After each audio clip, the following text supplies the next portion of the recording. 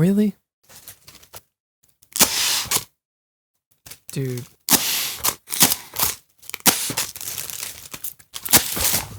These don't make noise. Are these not supposed to make... These things not make noise?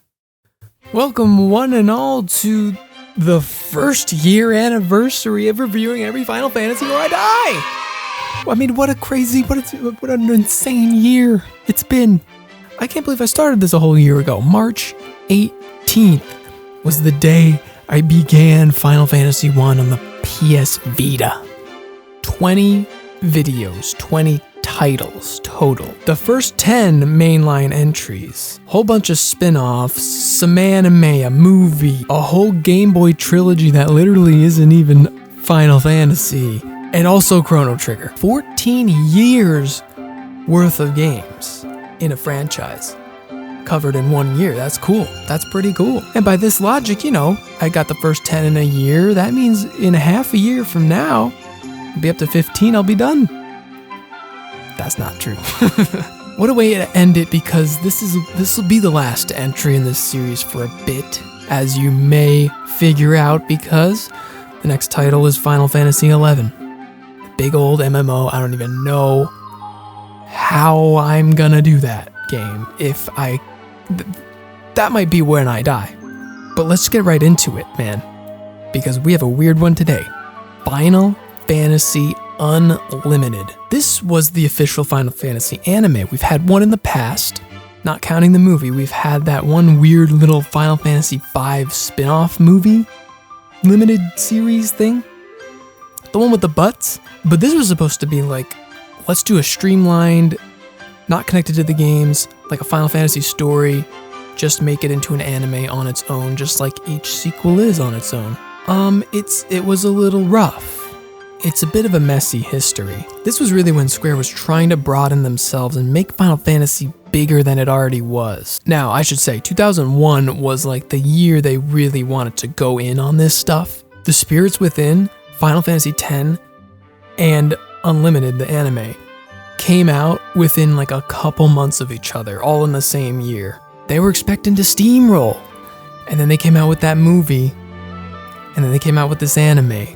Final Fantasy Unlimited is an anime directed towards kids, the Pokemon anime crowd. Simple story, focusing on children as the main characters, going on magical little journeys. Episodic, mostly episodic, but there is an overarching story. These two kids, I and you, stumble into this world called Wonderland. Could have called it Fantasyland, would have made more sense, but that's fine. They're in search of their parents who, I don't know if they discovered Wonderland, but they are scientists researching what Wonderland is, how any of this works, this whole different world they discovered, what is in this world, how can we make use of it in our real world, quote unquote. But one day they don't come back home while they're venturing off into Wonderland, so the kid's going after them. They meet up with a older young adult named Lisa, and she kind of takes them in. She goes like, oh my gosh, you guys, this is like incredibly dangerous. You can't just be here and be 8 years old, so I'm gonna take care of you. And the three of these guys go on a big journey, walking through all the different kind of weird places you're gonna run into in Wonderland to find mom and dad. But the team isn't fully complete until we meet up with Kaze, the edgy anime guy. You know him. You've seen a single anime in your life, you know this character. He is caped, his face is partially blocked, he's got a scar, he's cool, he doesn't speak, he doesn't say words, he uses actions to show people. He's got a gun, but it's not just any gun, it's the demon gun. He doesn't give anybody the time of day, but he also saves the day for everybody, all the time. So this demon gun is like one of the biggest focuses of the entire show. He's got this big 3-chamber gun that like uses a beating heart in a tube on it and injects into his whole arm, like it transforms all around him. And it's his demon gun. And it shoots dirt. Soil is a whole thing in this world. It's like a powerful device that you can utilize to summon creatures. Now, this demon gun doesn't shoot bullets. Well, the bullets are basically casings of dirt, different colored dirt, and he puts one in each of the 3 chambers, and depending on the color and the mood, he shoots out a monster, a summon. This is what summoning is in Wonderland. So he'll do like orange, yellow, black soil in 3, and he'll be like, you get to play this guessing game of like, oh, who's the summon gonna be? Orange, red, black. Oh, it's probably gonna be Ifrit. And he shoots out Ifrit. Is it pronounced Ifrit or Ifrit? It doesn't matter. So he shoots out these summons, and whenever they get attacked by a big monster, they're like, oh my god, we can't do anything. What do we do? And then Kaze just shows up and shoots him with the gun and then walks away. He goes like, Kaze, you saved our lives. Will you come with us? No. And then the next episode, he still shows up and saves the day again. It's kind of a... just keeps kind of going like that. Now Lisa has powers as well. She has studied these arts, sort of magical jutsu kind of arts. She uses like the force. She does like pring and pushes people back. So you're like, okay, that's cool. What do the kids do? Jack shit. I think this is probably the biggest complaint people have with this show of like the 5 people who've seen it. The 2 children are very much observer protagonists, if you want to call them that. They don't do anything. They're useless. They can only be protected.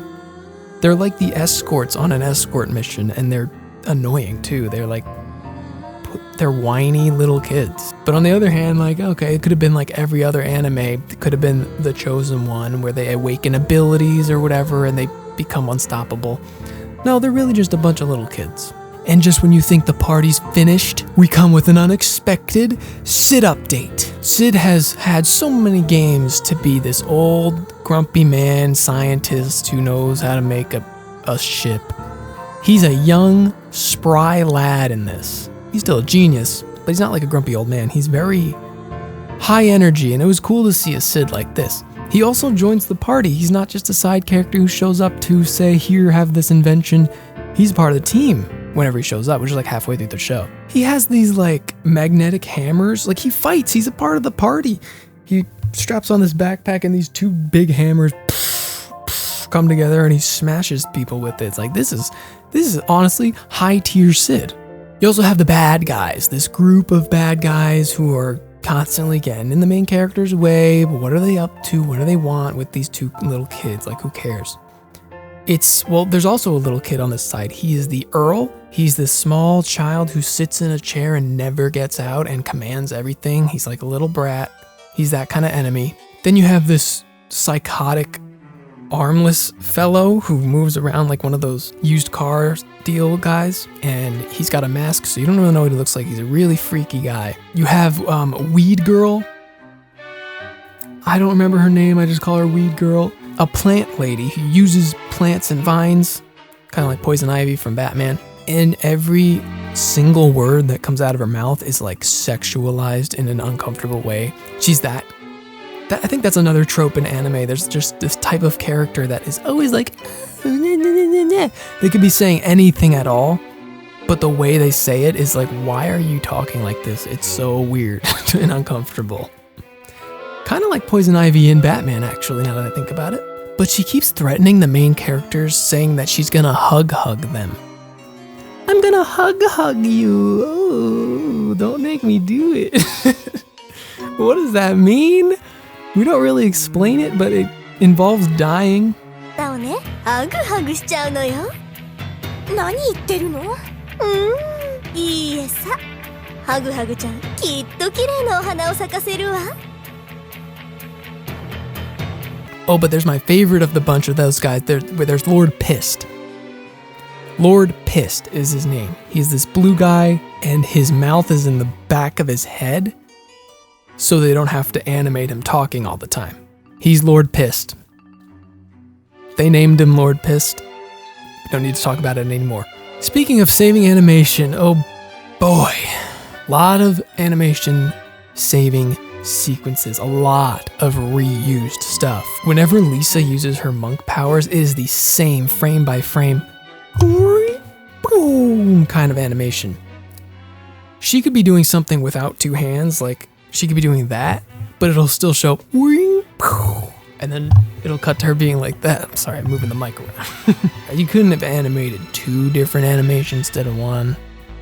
When the background changes to like this indescribable pattern, that's how you know that that's going to be reused, because they don't have to change the background anytime. But oh man, the worst offender. Kaze and his stupid demon dirt gun. It's not every single episode, but there's only like 2 or 3 where it doesn't happen. And sometimes it happens twice in one episode, so it makes up for it. His entire sequence of summoning a beast is like 1.5 minutes of reused animation. I can almost recite it by memory. He does this, and a windmill starts spinning. I don't know what that is. He says, the Magun has thawed. And then he goes like, goes around his arm. He's ready to shoot. And then that's where the Magun starts. But then he has to tell you exactly what type of dirt he's using. And he goes like, bring, he takes it out, bring. And all they have to do is dye it a different color on the reused animation. It's so long. And his catchphrase when he does this is, the appropriate soil to be used against you has been decided. That's his catchphrase. It's the lamest catchphrase I've ever heard. And then he describes each individual bullet, what color it is and why. And then we see each individual bullet go into the gun. And then he says something, and then he shoots, and then you see the summon come out. I mean, it's ridiculous. There's literally a part where I think the weed girl, like he's using this against the weed girl, and she goes like, oh no, he's gonna do it. And then he just starts the whole sequence, and then she's like, I'm gonna try it. Maybe I can get away.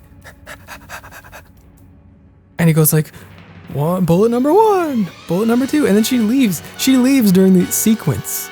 And he just kind of shoots the plants that she left behind. Is dumb. And each bullet throughout the whole series is a different color, and they really start running out of ideas. It's like, this is coal black, but this is like steel black. Oh my god, there's one where he goes like, the color of the red sky, burnt sienna. Like, they really did burnt sienna. Oh no, how are we gonna defeat this guy? Oh no, the normal bullets didn't work. Does anybody else have a good idea? The appropriate soil to use against you has been decided. Just over and over and over. I almost forgot, Makenshi is like the antithesis of Kaze. He's all white, but he's just as edgy, don't get me wrong. He's on the bad guy's side, and he doesn't give them the time of day, but he also does like all of the work. 2 of the most generic anime cliches, and whenever they meet up, they're like, white cloud, dark cloud, should we fight? Yeah, the appropriate soil to use against you has been decided. Couple of minor characters along the way, like Lou, the werewolf girl. Her life gets saved by Kaze, and then she becomes a simp who doesn't talk about anything but Kaze, and spending the rest of her life with Kaze, and it's tiring. I liked it when she was not in the show anymore. Eventually you find out that these bad guys, they want to take over Wonderland. Spoilers! Should I even put a warning? Like, who cares about this? Wonderland is made up of other worlds. It consumes worlds, and it turns them into freaky, weird sections of the place. You know, basically every episode is a new section of Wonderland with a new gimmick, like a new thing they have to solve or an enemy they have to face. And by they, I mean Kaze with his stupid dirt gun. So they're like, oh my god, all these different places we've been to, they used to be worlds and they were eaten. Oh my gosh. So these bad guys are trying to basically eat like Earth and take over Earth. There's also like 2 other big bads in this show. There's Chaos. You gotta have Chaos. The big freaky mask guy has been feeding Chaos, and all the bad guys are in on this plan. They're like, we gotta keep feeding Chaos so he's happy and we can use him to our advantage. But there's also Omega, who's a big monster creature whose limbs were scattered all over Wonderland when he was defeated, but he's still alive. But then they find out that Omega is actually a small boy named Clear. I guess Omega is not evil, he's just been used or something, or like he comes under a spell and becomes this monster. I don't really know the details. They don't really give you a lot of details, but then another twist comes along. Turns out, soil is people. Soil is people. The bullet with the soil in it, that was once a person. All the people who died in Wonderland turn into soil, and Kaze uses dead people in his demon gun to summon beasts. Oh no! And they find their parents with the bad guys, and they're all distracted and just working with them to awaken chaos and everything.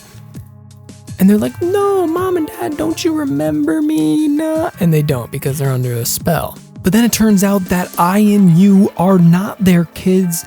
They're like an experiment being that was born in Wonderland, but the parents just found them and took care of them.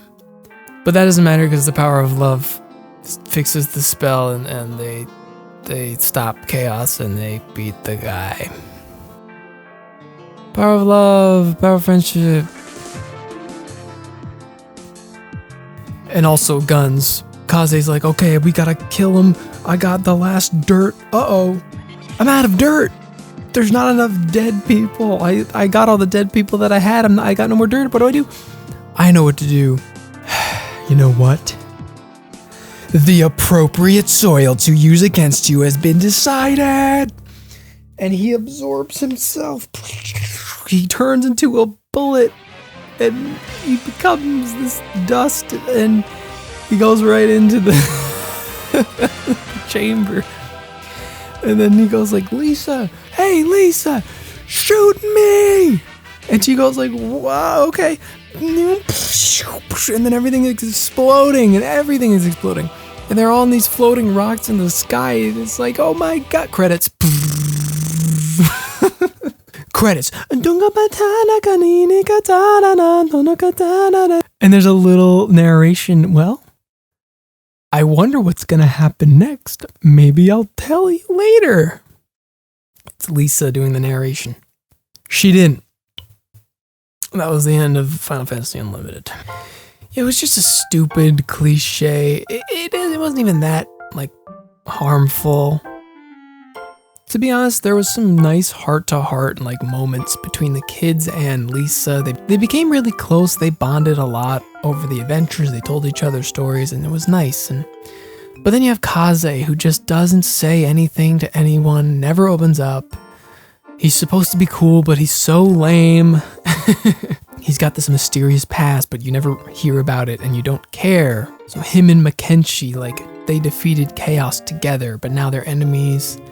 And they come together in the end to I think, kill Chaos again. We don't even know if Chaos died. And there's so much wasted time with the reused animation and the filler and of course, they do like a long cold open, which is basically a recap. The intro's super long. There's a recap after the intro. And then it's the episode, and then there's long credits, and then there's a preview for the next episode. You know, all of that cliche anime stuff that everyone's so tired of. Like, it's just, this is it. This is right here in front of you. By the way, hey, Final Fantasy Unlimited. Come here, hey, let me ask you something. What's this? What is this? I was looking at the IMDb for this show after I finished. And this is the poster? This doesn't happen ever. Nothing even close to this ever happens in the show. Lisa never makes this face. What is this? Why is this here on the poster? It's a kid's show. It is a kid's show, right? There it is. The other anime cliche. Boom. Over-sexualizing for no reason. I guess this is just what clickbait was back in 2001. There's a bit of a backstory to this whole thing, of course. Like I said, the movie, this anime, and the game all came out within months. They were really trying to grow. They were really trying to blow up. But Spirits Within just bombed so bad that this show was gonna be 50 episodes, and they said, cut it. They said, cut it in half. And we only got 25 episodes. So yes, that ending feels rushed. But I'm not even gonna blame that cut in half, because overall, this show feels too long.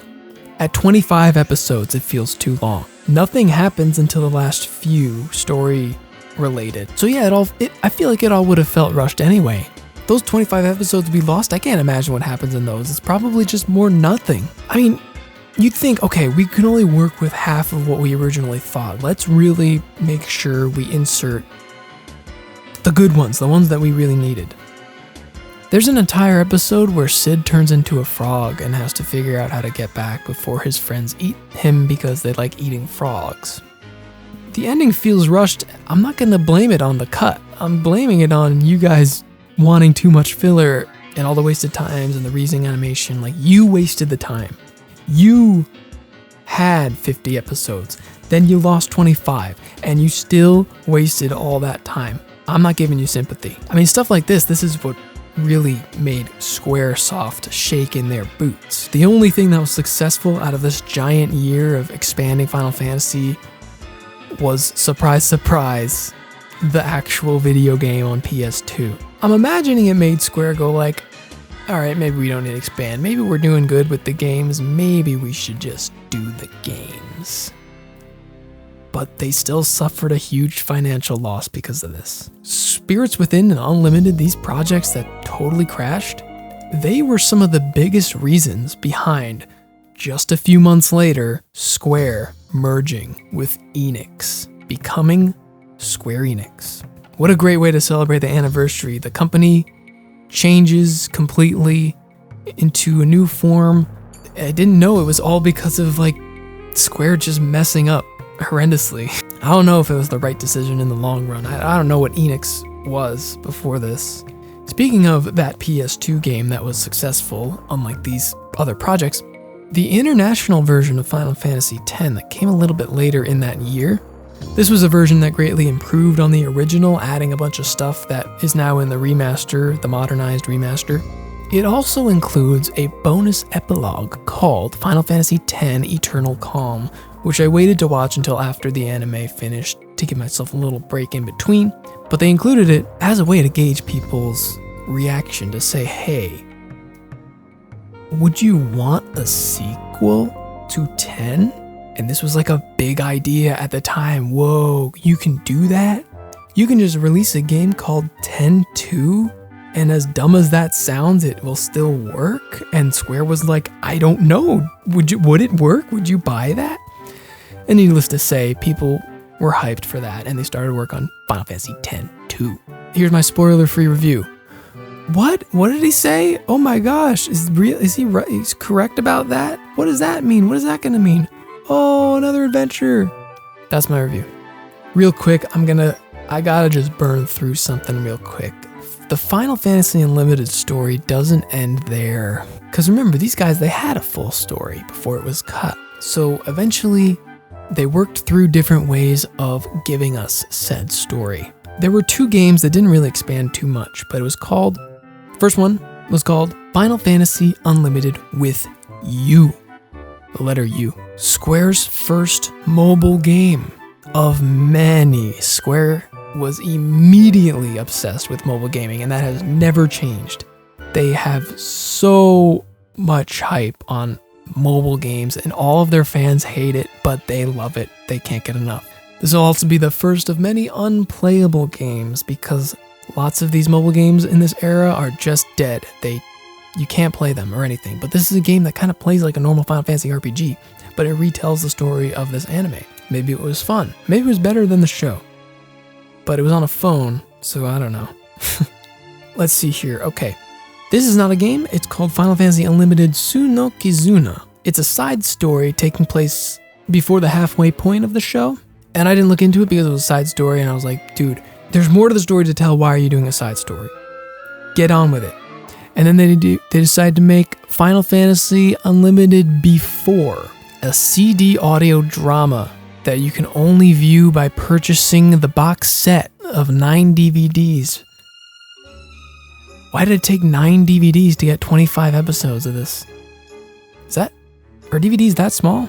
So this is basically the Kaze and Makenshi story, the background of them killing Chaos for the first time. It gives us like I said, the mysterious past of Kaze that we never got. Okay, fine. It's still not continuing the story though. Finally, Final Fantasy Unlimited After, which is a manga. After all that, they could only just write down what happened in a manga. It's a script / manga, as in they literally just put in the script they had in some of the spots where they couldn't have drawings. It's like a Frankenstein for a Frankenstein show. I'll be honest, I didn't read through all of this completely. I skimmed it. I doubt you care, but let's just finish this story, see how it ends, huh? Okay, Kaze didn't die, of course. I don't know how they explain that. The Magun is stolen by Lisa's organization. She works for an organization, we never really heard about it. Kaze and Makenshi are not human, they are actually Unlimiteds. Oh, so you mean the namesake of the entire show is never explained within the show. The word unlimited is just a word, but it actually is a real thing, but you just don't know that, okay. There's a new character called Soldier Shy.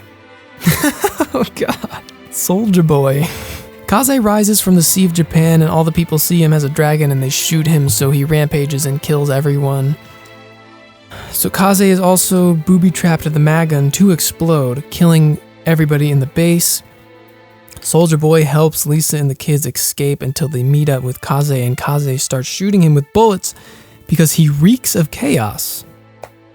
Soldier Boy turns some cars into monsters, and Kaze can't shoot them with the soil bullets because he used them all at the end of the show. But he has a dream of Mughals who give him the bullets, and then they all get taken by the Russian mafia, and Kaze shoots Soldier Boy in the face. Not with the Magun, with a shotgun.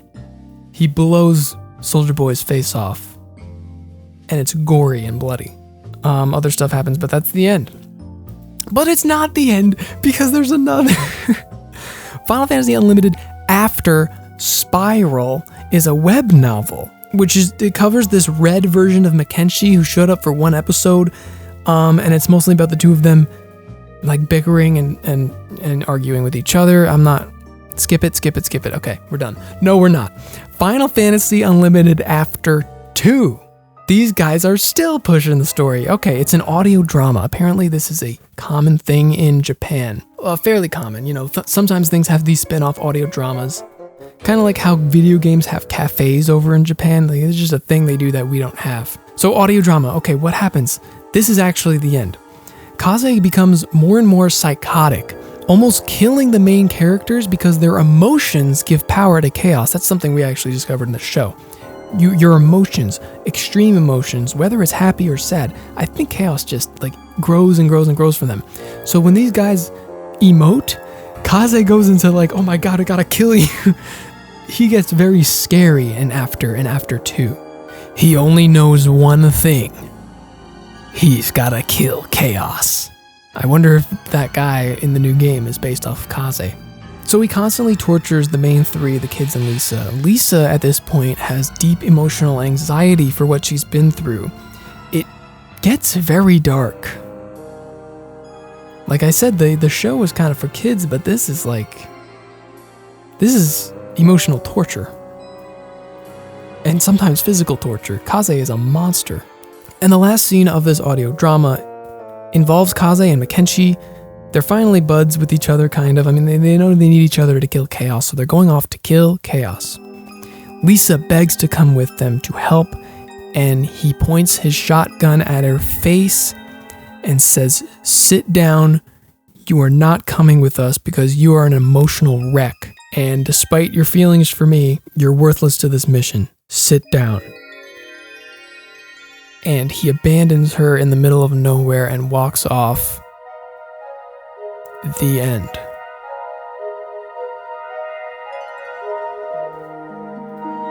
That is the actual end of Final Fantasy Unlimited. I mean, it's after 2, after Spiral, before, and that other spin-off thing. There's 5 different continuations of this story, and none of them end it. That's another cliffhanger where they're gonna go off to kill chaos, but they didn't get any sort of funding to do more. So once again, I have no sympathy for the writers of this. How many opportunities do you have to finish your show, and you just don't do it. You do this other stuff. And then you continue it, but you end on a cliffhanger again. And also, you turn the main guy into like this crazy maniac and torture the kids and the other girl who we like. This is insane. The last piece of media of Final Fantasy Unlimited didn't continue the story. It was called Final Fantasy Unlimited on PC Adventure Labyrinth. It is like a visual novel story, but it doesn't say anything new. It's a side story. And that was literally the last thing ever. I know I kept saying it's the last, but that was truly the last thing to come out of this spin-off. It was such a big thing, but nobody cared. How long did they last? Like, it took a couple of years to come out with all that stuff. Does anybody care that much? Nobody cared in the first place. This was such a bizarre rabbit hole of lost media. I mean, this stuff was all the extra stuff that was only in Japan. Basically, I was reading some guy's interpretation of some guy's quick translation of the audio of a CD that you can only get by getting DVDs in Japan in 2001. Like, that is how you need to go. That's how deep it is just to finish the story. And it doesn't finish. This is ridiculous. This whole thing was insane. I wonder if any of the story even came across in my explanation of all of that. Basically, guy has a gun and he's got to kill chaos. And maybe he does, but we'll never know. What a note to end the year on. This is great. Happy 1 year anniversary. I wouldn't have it any other way, you know? Like I said, a hiatus is coming. Yeah, we're not going to be having another entry in this franchise until I finish 11. If I finish 11. So I hope you enjoyed the time. All those videos on 1 through 10, Tactics, Chrono Trigger, the Legend Trilogy, the anime, this anime, the movie, Chrono Trigger. Am I missing anything? Oh, Adventure, Mystic Quest. Whoo, what a year, what a year. Happy anniversary to you. Maybe it's your wife's anniversary. I don't know. Only your wife's anniversary, not yours. All right, folks. I'm heading off to the world Final Fantasy XI. It's called Vana'diel. Maybe I'll see you. Maybe you're an avid Final Fantasy XI player. I don't know. I don't know your life. Woo! Hopefully no more anime in the future. Am I right, fellas?